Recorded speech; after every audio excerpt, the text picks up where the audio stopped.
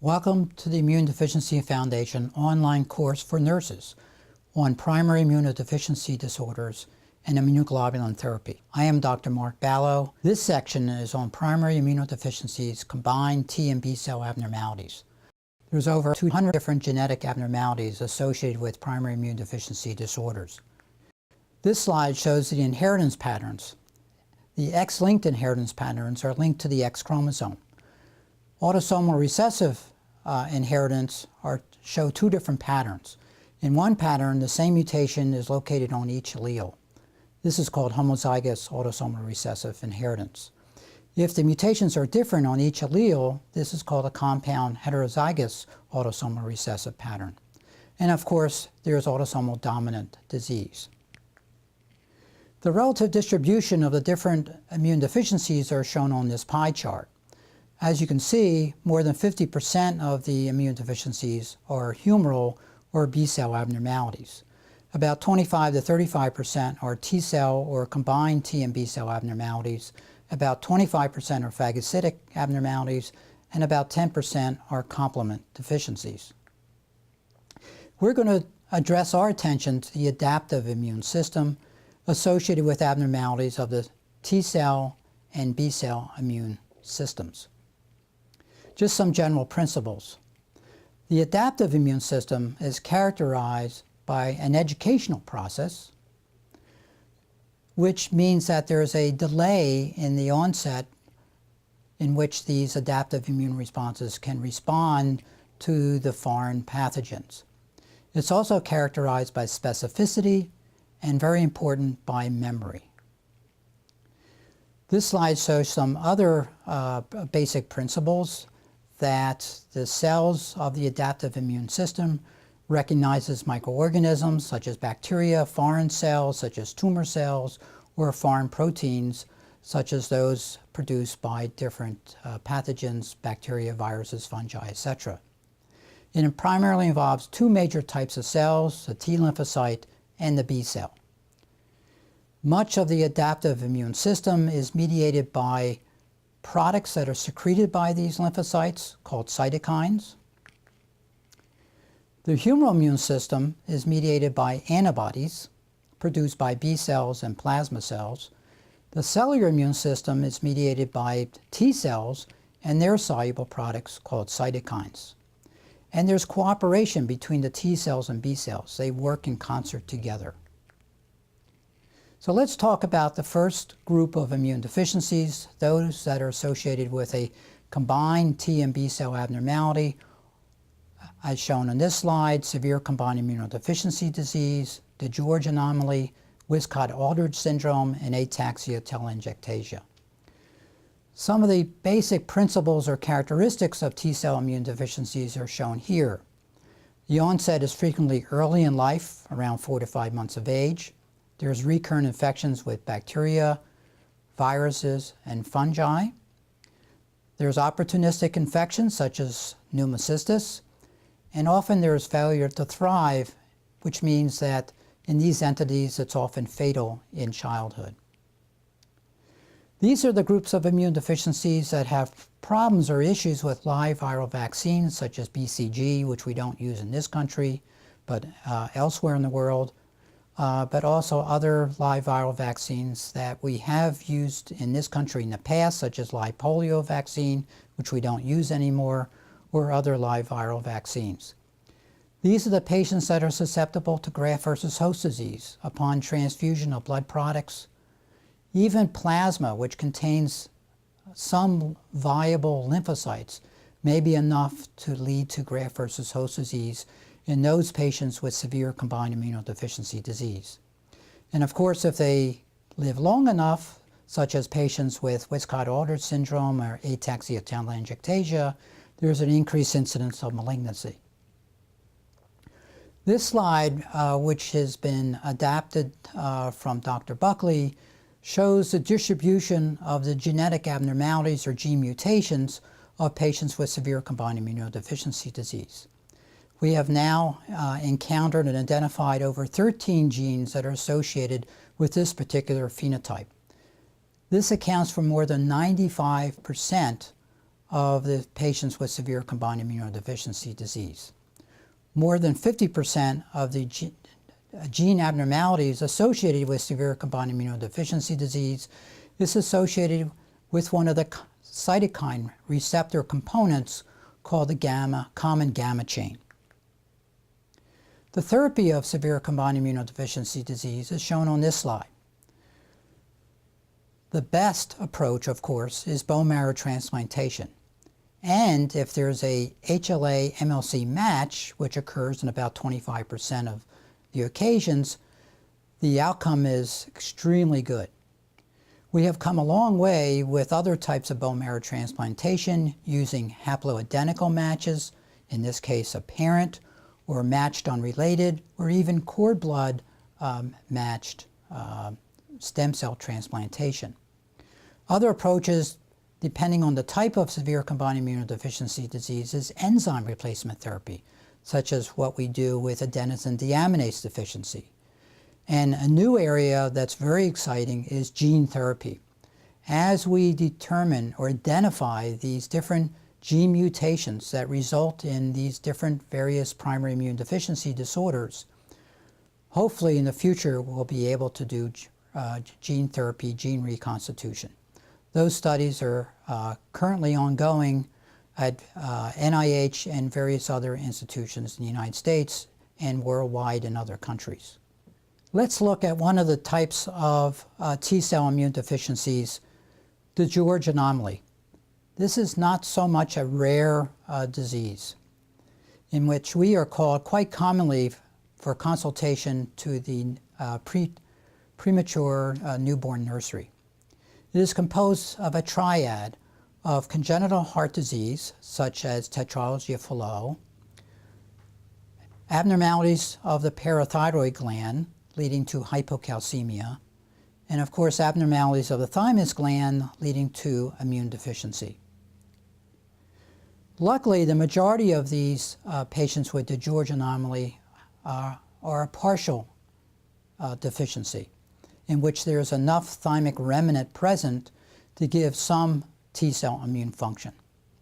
90% of these patients have a deletion at 22q11, which can be observed by FISH assay, as shown on this slide. Other terminology used for DiGeorge Anomaly include veolocardiofacial syndrome or conal truncal anomaly facial syndrome. As I said before, most of the patients with DiGeorge Anomaly have a partial thymic dysplasia. This slide shows a small remnant thymus next to the cartilage. And even with a small remnant thymus gland, there's enough T-cell education that given enough time, the patient will have adequate T-cell function.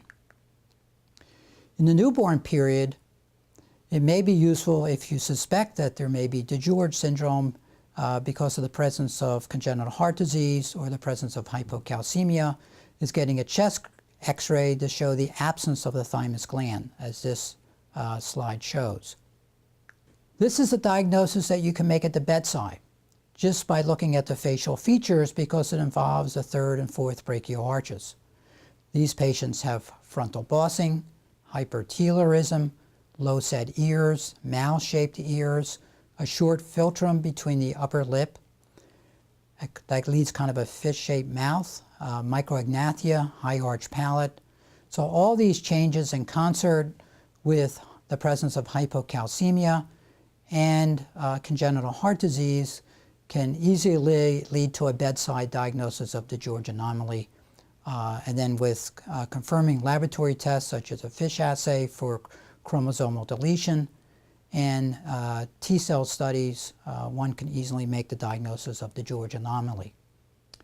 If the thymic aspect shows complete absence in which there's thymic aplasia, then the proper approach to treatment is thymus transplantation. Let's turn to another type of combined immunodeficiency disease that may have a little bit later onset of life, called Wiskott-Aldrich syndrome. This is a spectrum of disease. On the one hand, there's full-blown Wiskott-Aldrich phenotype, which we'll describe in a few minutes. And at the other end of the spectrum is the X-linked thrombocytopenia.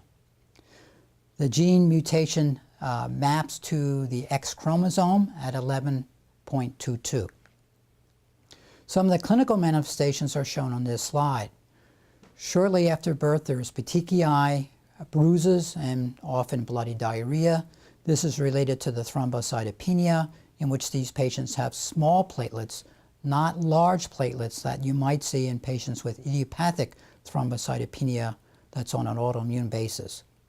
These patients also have eczema, which has its onset in the first year of life, autoimmune disease such as autoimmune hemolytic anemia or autoimmune neutropenia, and later in life, malignancies occur in about 13% of the patients, primarily those that involve the lymphoid organs that lead to lymphoma. The average age of diagnosis is 21 months. The types of infections involve the upper and lower respiratory tract, sepsis and meningitis, viral infections, particularly those with varicella and herpes, and opportunistic and fungal infections such as pneumocystis and candidiasis. In fact, this patient on this slide shows disseminated herpes infection. Immunologically, there's a decline in T-cell numbers and function. These patients have low levels of serum IgM, but increased serum levels of IgA and IgE, and there's defective responses to polysaccharide antigens such as pneumococcus. The treatment is shown on this slide. Because of the thrombocytopenia and the bleeding disorders, these patients should be delivered by C-section, particularly if there's a family history of Wiskott-Aldrich syndrome and there's prenatal diagnosis. There should be vigorous treatment of the infections, the use of intravenous gamma globulin as replacement therapy, appropriate treatment for eczema, irradiation of all blood products and using CMV-free blood products,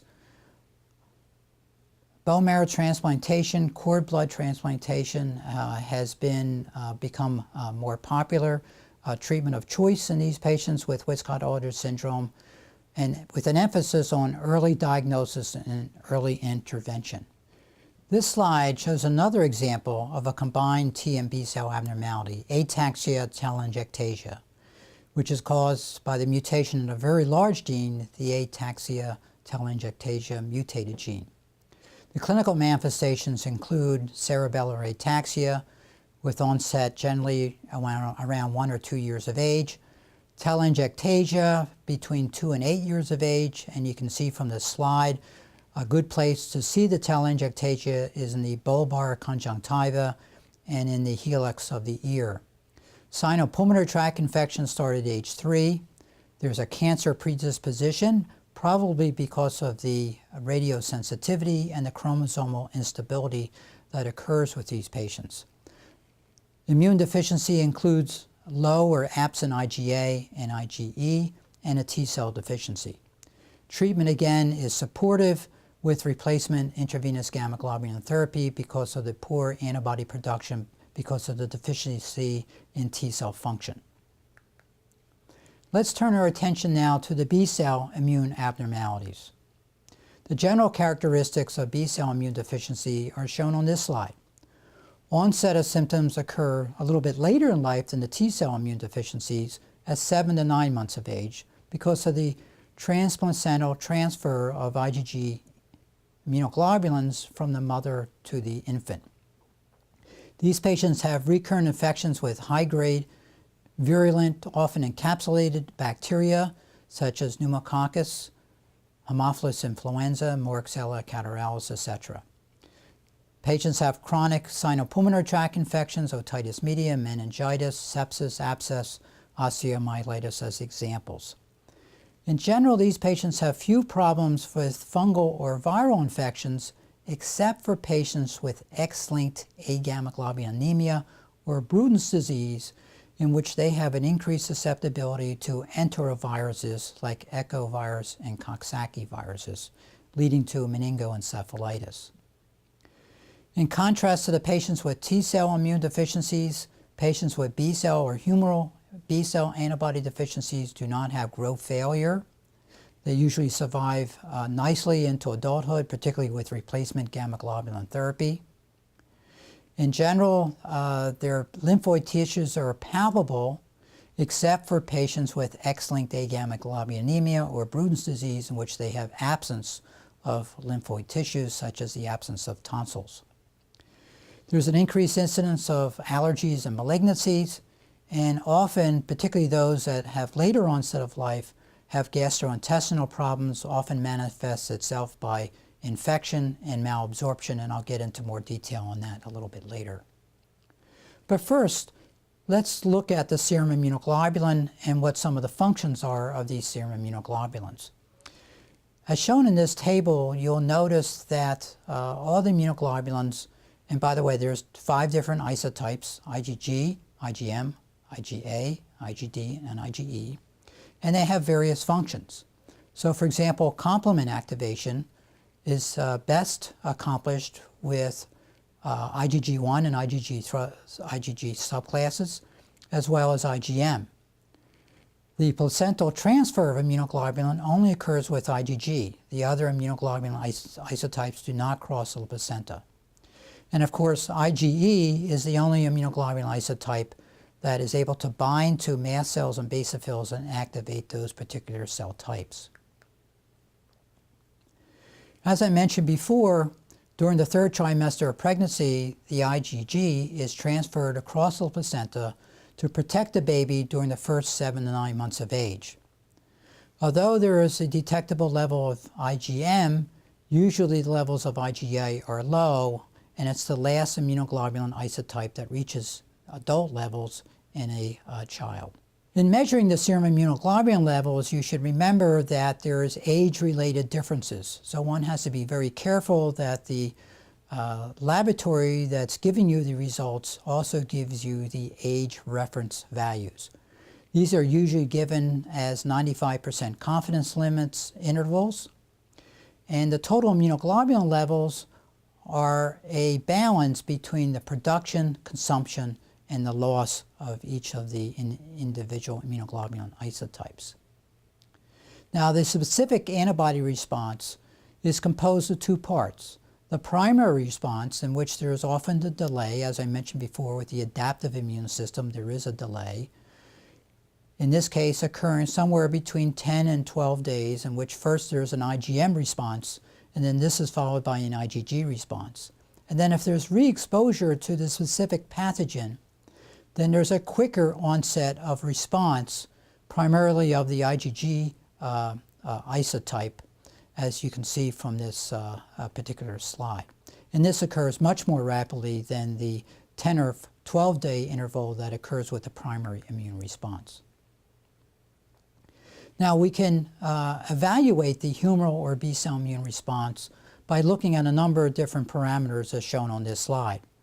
For example, we can measure isohemagglutinin, and these are IgM antibodies to the blood group ABO antigens. We can look at specific antibody responses following vaccines, such as to protein vaccines, tetanus and diphtheria, or bacterial polysaccharide vaccines, such as strep pneumonia or pneumococcus. And there we have 2 different vaccines, the unconjugated Pneumovax and the conjugated Prevnar. We have conjugated Haemophilus influenza type B and meningococcal vaccines, which we use a conjugated vaccine. Now, with the unconjugated vaccines, the responses primarily fall within the IgG2 subclass, but with conjugate vaccines, such as Prevnar and the Haemophilus influenza type B conjugated vaccines, these responses fall primarily within the IgG1 subclass. Another approach is to use a neoantigen. Unfortunately, this is more experimental, is not commercially available, and this is PHYX174, but you might see this particular parameter reported in some of the literature. The best time to evaluate the response after vaccine is around 4 weeks. So we get pre-immunization titers and post-immunization titers, preferably in the same laboratory. since not all labs perform these assays using the same methodology, so therefore you may get different answers. So it's critically important to use the same laboratory. So just a word about IgG subclasses. This is the normal range that is given by the laboratory is a mathematical calculation, so that 2.5% of the normal population that is not having infections falls outside this 95% confidence limits as shown on this slide. So this means that individuals or patients who have an IgG subclass alone should not be treated with replacement intravenous immunoglobulin therapy. It's only if the IgG subclass is evaluated and the patients have a selective antibody deficiency, that is, an inability to respond to vaccines, such as the pneumococcal polysaccharide vaccines, together with a history of recurrent infections, then those patients should be considered for replacement gamma globulin therapy. But IgG subclass deficiency alone is not an indication for replacement therapy. The differential diagnosis of antibody deficiency syndromes are shown on this slide, ranging from the most severe type, infantile X-linked agammaglobulinemia or Bruton's disease, to the other end of the spectrum in which the patient just has a selective deficiency in making specific antibodies to one type of organisms, in this case the pneumococcal polysaccharides. We don't have time to talk about all these immune deficiency disorders, but let me just highlight a few of the more common. So let's start with X-linked agammaglobulinemia. These patients have a marked deficiency of serum immunoglobulins, often having agammaglobulinemia with absent IgA and IgM and very low levels of IgG. They also have absent circulating B lymphocytes, less than 2%. They have absent lymphoid tissue, as I mentioned before, very small tonsils, the absence of lymph nodes, particularly along the cervical chain, which is very unusual for patients who have sinopulmonary tract infections. These patients have recurrent sinopulmonary infections, most commonly to strep pneumonia and Haemophilus influenza, often non-typable. They have an increased susceptibility to enteroviral infections such as echovirus and Coxsackie, leading to meningoencephalitis and dermatomyositis type picture. The defect here is a mutation in a Bruton's tyrosine kinase gene, which actually stops the differentiation or blocks the differentiation of the pro-B cell to the immature B cell as shown on this slide. Another type of B cell or humoral immune deficiency that I'd like to discuss is common variable immunodeficiency disease. As the name suggests, this is one of the more common types of B cell immune deficiencies. It's also variable in onset, early in childhood, pre-adolescence, and often in adulthood. And it's also variable with the clinical presentation. The immunoglobulin deficiency is often variable. So patients may have agammaglobulinemia, where they may have absence of IgA and IgG and substantial levels of IgM, where they may have absence of or very low levels of IgG and IgM and have some detectable or measurable levels of IgA. Thus the name common variable immunodeficiency disease. The definition is 2 isotypes of immunoglobulin, more than 2 standard deviations below normal for age. These patients are very amenable to treatment with intravenous immune serum globulin, or IVIG. Families often have the same type of presentation of common variable immunodeficiency, or they may have IgA deficiency. So there seems to be some sort of genetic link, or there may be some sort of genetic link between IgA deficiency, another common B cell or humoral immune deficiency, and common variable immunodeficiency disease. Some of the clinical findings are shown on this slide. As I mentioned before, many of these patients have gastrointestinal manifestations, such as Giardia infection, celiac disease, overgrowth of the small intestines with such bacteria as Yersinia or Campylobacter, leading to chronic diarrhea, malabsorption. Many of these patients have autoimmunity, about 20% of all different types, involving both the endocrine system as well as the hematologic and rheumatoid systems. Because these patients live longer, there's an increased incidence of malignancy, particularly in the 5th and 6th decade of life, involving the lymphoid system, such as lymphoma, or the gastrointestinal tract, such as gastric cancer. Some of the recent findings of patients with common variable immunodeficiency disease have shown some new mutations that we have recently recognized. But let me just contrast this with the severe combined immunodeficiency abnormalities, in which we have identified more than 95% of the gene mutations that lead to severe combined immunodeficiency disease. In contrast, patients with common variable immunodeficiency disease, we have only identified about 8% of the mutations that account for this particular immune deficiency type. And these are shown on this slide. We don't have time to go into these in depth, but they involve B-cell growth factors and co-receptors which interact with the T cells, as I mentioned before. In order to get an adequate B-cell immune response, you need T-cell cooperation or T-cell interaction. The therapy of B-cell immune deficiencies are shown here. Of course, supportive therapies is important. For example, if there's underlying pulmonary disease like bronchiectasis, then pulmonary hygiene is of utmost importance. Antibiotics, particularly prophylactic antibiotics, is often used. But the mainstay is replacement immunoglobulin therapy with intravenous immunoglobulin. And this can take the forms of two different approaches or routes of administration, either intravenous or subcutaneous. And I believe there are some other lectures that are going to talk about the route of immunoglobulin replacement therapy in much more detail.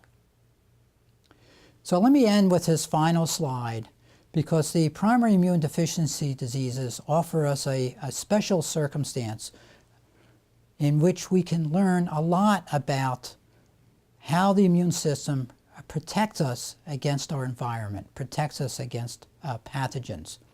And as Robert A. Good has said, my mentor a long time ago, the greatest teachers of modern immunology are patients with immune deficiency diseases.